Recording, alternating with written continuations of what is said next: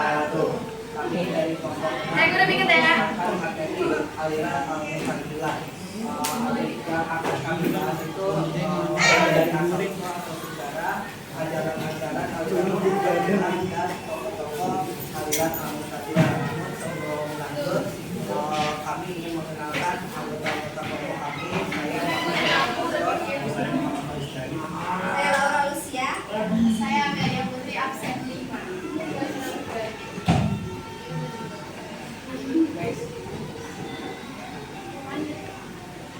Baik, yang pertama yang akan kami sampaikan yaitu asal-usul atau sejarah dari aliran Al-Muqaddilah. Jadi asal-usul dari aliran ini yang pertama itu pada zaman dahulu ada seorang ulama atau ulama yang memiliki kekayaan yang cukup banyak, yaitu Wasil bin Athor. Namun Wasil bin Athor ini memiliki kekurangan, yaitu tadi adalah mengucapkan huruf roh.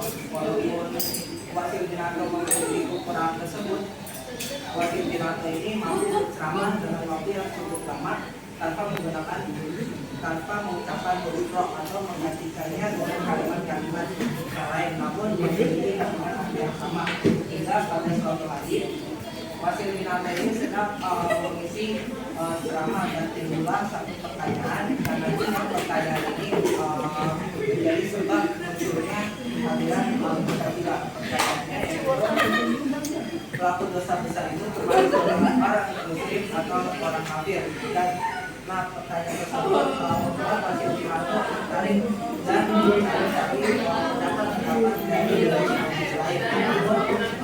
Jawaban dari Wasil bin Athor ini kurang memuaskan. Hingga pada Wasil bin Athor ini mengunjungi kajian Imam Hasan Al-Basri dan menanyakan untuk menanyakan pertanyaan tersebut.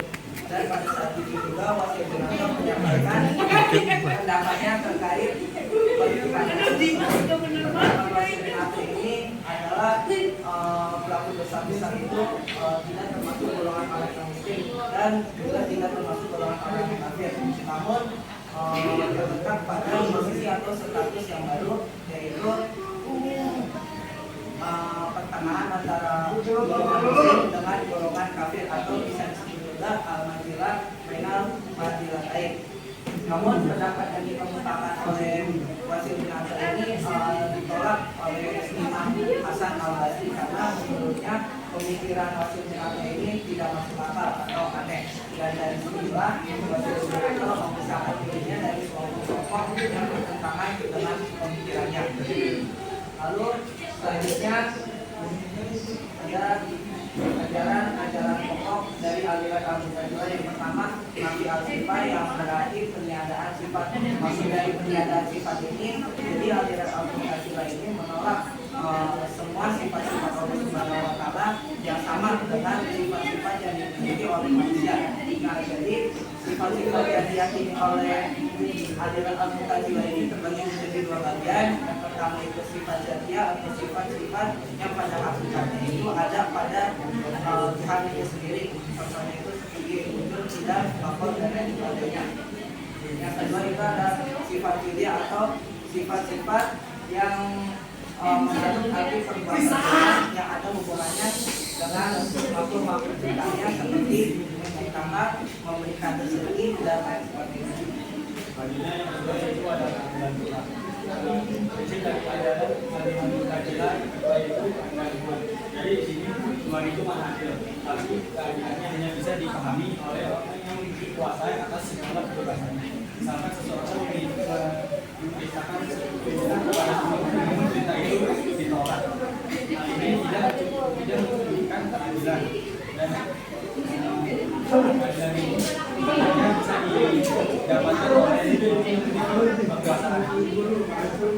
Selanjutnya yaitu adalah wa'allah, yang artinya janji dan ancaman. Kalau mereka janji seperti itu, jika Allah Subhanahu wa Ta'ala janji bahwa hamba akan masuk surga, maka Allah wajib memasukkannya ke dalam surga.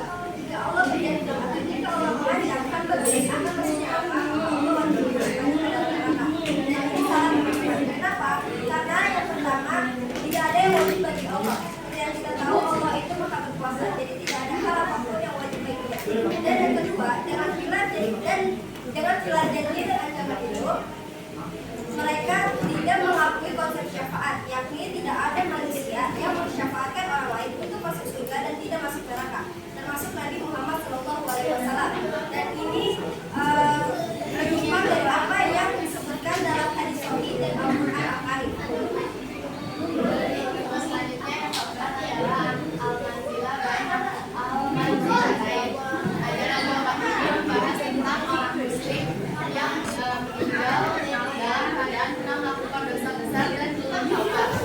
Orang muslim termasuk dua orang kafir dan juga empat orang muslim Islam. Dan ini termasuk di antara golongan orang kafir dan orang muslim al-manzilah bain al-manzilatain. Lalu yang terakhir adalah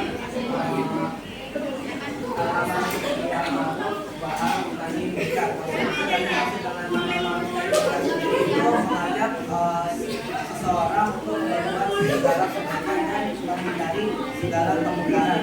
Namun pada acara ini aliran al-Mu'tazilah terdapat beberapa amal yang sangat menyimpang, yaitu memaksa semua pihak yang tidak sepakat dengan aliran al-Mu'tazilah untuk menerima semua ajaran-ajaran yang diyakini oleh aliran al-Mu'tazilah.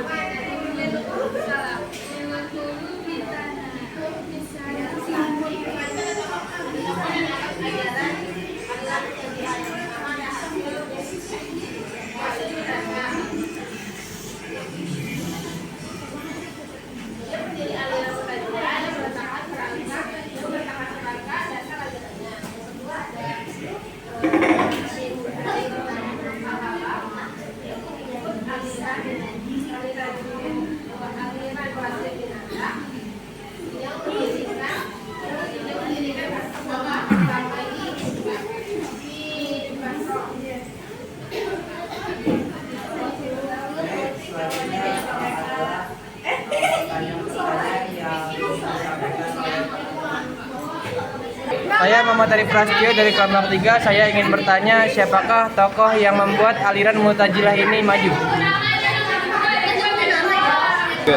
Saya Zasya Putri dari kelompok 2.